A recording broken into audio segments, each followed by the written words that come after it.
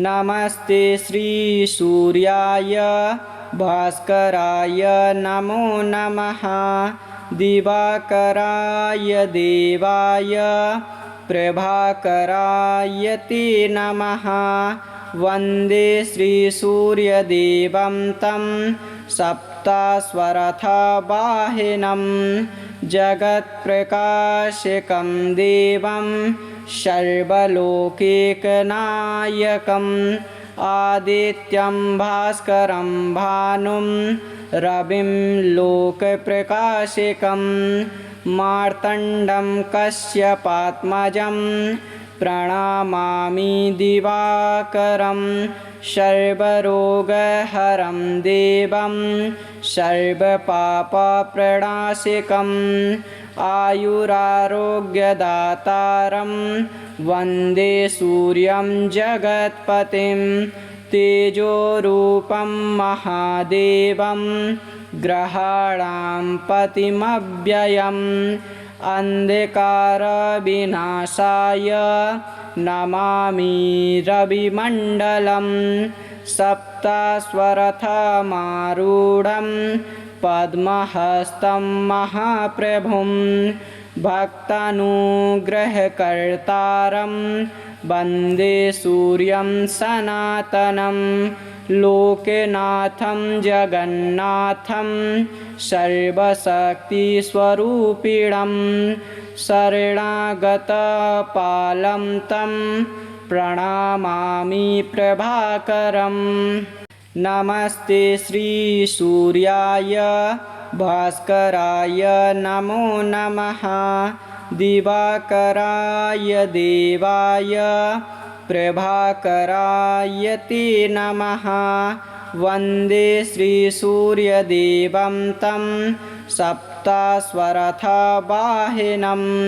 जगत्प्रकाशकं देवं सर्वलोकैकनायकम् आदित्यं भास्करं भानुं रविं लोकप्रकाशकं मार्तण्डं कश्यपात्मजं प्रणमामि दिवाकरं सर्वरोगहरं देवं सर्वपापप्रणाशकम् आयुरारोग्यदातारं वन्दे सूर्यं जगत्पतिं तेजोरूपं महादेवं ग्रहाणां पतिमव्ययम् अन्धकारविनाशाय नमामि रविमण्डलं सप्तस्वरथमारूढं पद्महस्तं महाप्रभुं भक्तानुग्रहकर्तारं वन्दे सूर्यं सनातनं लोकनाथं जगन्नाथं सर्वशक्तिस्वरूपिणं शरणागतपालं तं प्रणमामि प्रभाकरम्। नमस्ते श्रीसूर्याय भास्कराय नमो नमः। दिवाकराय देवाय प्रभाकराय ते नमः। वन्दे श्रीसूर्यदेवं तं सप्तस्वरथवाहिनं जगत्प्रकाशकं देवं सर्वलोकैकनायकम् आदित्यं भास्करं भानुं रविं लोकप्रकाशकं मार्तण्डं कश्यपात्मजं प्रणमामि दिवाकरं सर्वरोगहरं देवं सर्वपापप्रणाशकम् आयुरारोग्यदातारं वन्दे सूर्यं जगत्पतिं तेजोरूपं महादेवं ग्रहाणां पतिमव्ययम् अन्धकारविनाशाय नमामि रविमण्डलं सप्तस्वरथमारूढं पद्महस्तं महाप्रभुं भक्तानुग्रहकर्तारं वन्दे सूर्यं सनातनं लोकनाथं जगन्नाथं सर्वशक्तिस्वरूपिणं शरणागतपालं तं प्रणमामि प्रभाकरम् नमस्ते श्रीसूर्याय भास्कराय नमो नमः दिवाकराय देवाय प्रभाकराय ते नमः वन्दे श्रीसूर्यदेवं तं सप्तस्वरथवाहिनं जगत्प्रकाशकं देवं सर्वलोकैकनायकम् आदित्यं भास्करं भानुं रविं लोकप्रकाशकं मार्तण्डं कश्यपात्मजं प्रणमामि दिवाकरं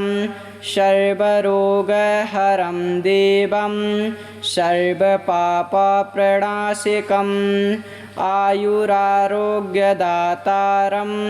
वन्दे सूर्यं जगत्पतिं तेजोरूपं महादेवं ग्रहाणां पतिमव्ययम् अन्धकारविनाशाय नमामि रविमण्डलं सप्तस्वरथमारूढं पद्महस्तं महाप्रभुं भक्तानुग्रहकर्तारं वन्दे सूर्यं सनातनं लोकनाथं जगन्नाथं सर्वशक्तिस्वरूपिणं शरणागतपालं तं प्रणमामि प्रभाकरम्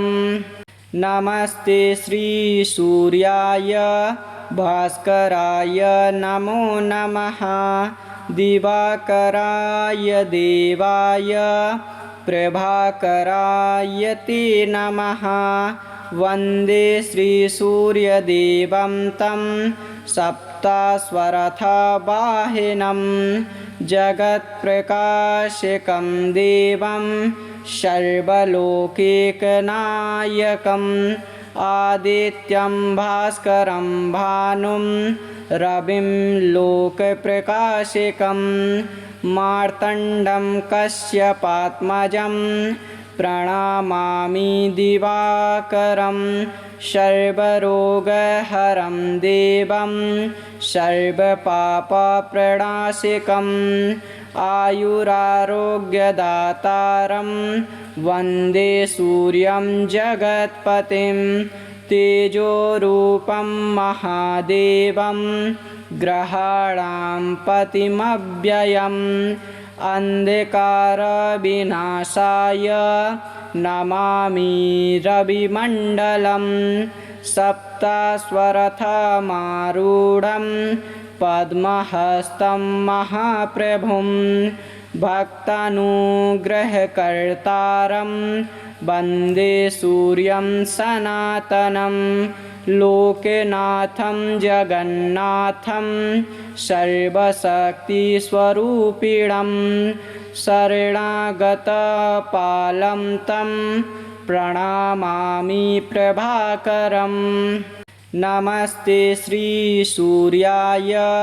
भास्कराय नमो नमः दिवाकराय देवाय प्रभाकराय ते नमः वन्दे श्रीसूर्यदेवं तं सप्तस्वरथवाहिनं जगत्प्रकाशकं देवं सर्वलोकैकनायकम् आदित्यं भास्करं भानुं रविं लोकप्रकाशकं मार्तण्डं कश्यपात्मजं प्रणमामि दिवाकरं सर्वरोगहरं देवं सर्वपापप्रणाशकम् आयुरारोग्यदातारं वन्दे सूर्यं जगत्पतिं तेजोरूपं महादेवं ग्रहाणां पतिमव्ययम् अन्धकारविनाशाय नमामि रविमण्डलं सप्तस्वरथमारूढं पद्महस्तं महाप्रभुं भक्तानुग्रहकर्तारं वन्दे सूर्यं सनातनं लोकनाथं जगन्नाथं सर्वशक्तिस्वरूपिणं शरणागतपालं तं प्रणमामि प्रभाकरम् नमस्ते श्रीसूर्याय भास्कराय नमो नमः दिवाकराय देवाय प्रभाकराय ते नमः वन्दे श्रीसूर्यदेवं तं सप्तस्वरथवाहिनं जगत्प्रकाशकं देवं सर्वलोकैकनायकम् आदित्यं भास्करं भानुं रविं लोकप्रकाशकं मार्तण्डं कश्यपात्मजं प्रणमामि दिवाकरं सर्वरोगहरं देवं सर्वपापप्रणाशकम् आयुरारोग्यदातारं वन्दे सूर्यं जगत्पतिं तेजोरूपं महादेवं ग्रहाणां पतिमव्ययम् अन्धकारविनाशाय नमामि रविमण्डलं सप्तस्वरथमारूढं पद्महस्तं महाप्रभुं भक्तानुग्रहकर्तारं वन्दे सूर्यं सनातनं लोकनाथं जगन्नाथं सर्वशक्तिस्वरूपिणं शरणागतपालं तं प्रणमामि प्रभाकरम् नमस्ते श्रीसूर्याय भास्कराय नमो नमः दिवाकराय देवाय प्रभाकराय ते नमः वन्दे श्रीसूर्यदेवं तं सप्तस्वरथवाहिनं जगत्प्रकाशकं देवं सर्वलोकैकनायकम् आदित्यं भास्करं भानुं रविं लोकप्रकाशकं मार्तण्डं कश्यपात्मजं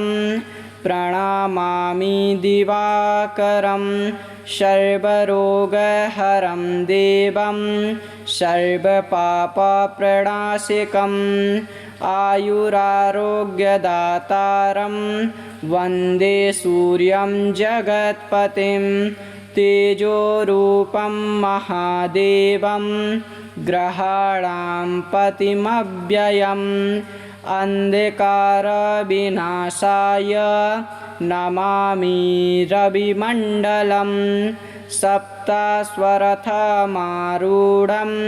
पद्महस्तं महाप्रभुं भक्तानुग्रहकर्तारं वन्दे सूर्यं सनातनं लोकनाथं जगन्नाथं सर्वशक्तिस्वरूपिणं शरणागतपालं तं प्रणमामि प्रभाकरम् नमस्ते श्रीसूर्याय भास्कराय नमो नमः दिवाकराय देवाय प्रभाकराय ते नमः वन्दे श्रीसूर्यदेवं तं सप्तस्वरथवाहिनं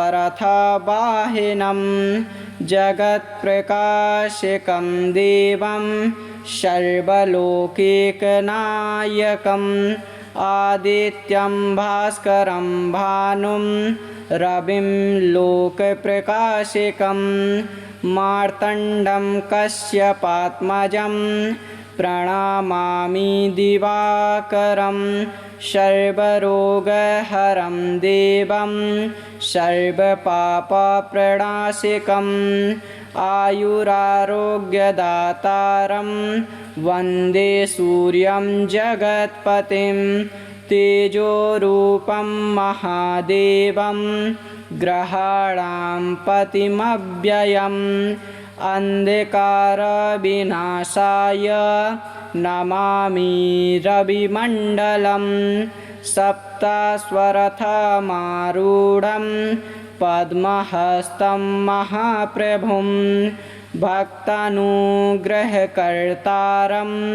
वन्दे सूर्यं सनातनं लोकनाथं जगन्नाथं सर्वशक्तिस्वरूपिणं शरणागतपालं तं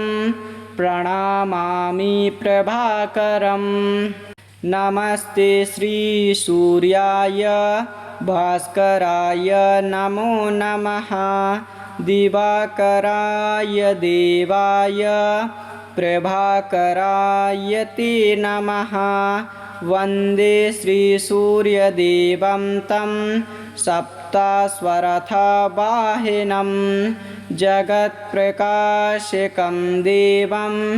सर्वलोकैकनायकम् आदित्यं भास्करं भानुं रविं लोकप्रकाशकं मार्तण्डं कश्यपात्मजं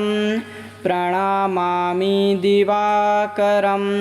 सर्वरोगहरं देवं सर्वपापप्रणाशिकम् आयुरारोग्यदातारं वन्दे सूर्यं जगत्पतिं तेजोरूपं महादेवं ग्रहाणां पतिमव्ययम् अन्धकारविनाशाय नमामि रविमण्डलं सप्तस्वरथमारूढं पद्महस्तं महाप्रभुं भक्तानुग्रहकर्तारं वन्दे सूर्यं सनातनं लोकनाथं जगन्नाथं सर्वशक्तिस्वरूपिणं शरणागतपालं तं प्रणमामि प्रभाकरम् नमस्ते श्रीसूर्याय भास्कराय नमो नमः दिवाकराय देवाय प्रभाकराय ते नमः वन्दे श्रीसूर्यदेवं तं सप्तस्वरथवाहिनं जगत्प्रकाशकं देवं सर्वलोकैकनायकम् आदित्यं भास्करं भानुं रविं लोकप्रकाशकं मार्तण्डं कश्यपात्मजं प्रणमामि दिवाकरं सर्वरोगहरं देवं सर्वपापप्रणाशिकम् आयुरारोग्यदातारं वन्दे सूर्यं जगत्पतिं तेजोरूपं महादेवं ग्रहाणां पतिमव्ययम् अन्धकारविनाशाय नमामि रविमण्डलं सप्तस्वरथमारूढं पद्महस्तं महाप्रभुं भक्तानुग्रहकर्तारं वन्दे सूर्यं सनातनं लोकनाथं जगन्नाथं सर्वशक्तिस्वरूपिणं शरणागतपालं तं प्रणमामि प्रभाकरम् नमस्ते श्रीसूर्याय भास्कराय नमो नमः दिवाकराय देवाय प्रभाकराय ते नमः वन्दे श्रीसूर्यदेवं तं सप्तस्वरथवाहिनं जगत्प्रकाशकं देवं सर्वलोकैकनायकम् आदित्यं भास्करं भानुं रविं लोकप्रकाशकं मार्तण्डं कश्यपात्मजं प्रणमामि दिवाकरं सर्वरोगहरं देवं सर्वपापप्रणाशकम् आयुरारोग्यदातारं वन्दे सूर्यं जगत्पतिं तेजोरूपं महादेवं ग्रहाणां पतिमव्ययम् अन्धकारविनाशाय नमामि रविमण्डलं सप्तस्वरथमारूढं पद्महस्तं महाप्रभुं भक्तानुग्रहकर्तारं वन्दे सूर्यं सनातनं लोकनाथं जगन्नाथं सर्वशक्तिस्वरूपिणं शरणागतपालं तं प्रणमामि प्रभाकरम्।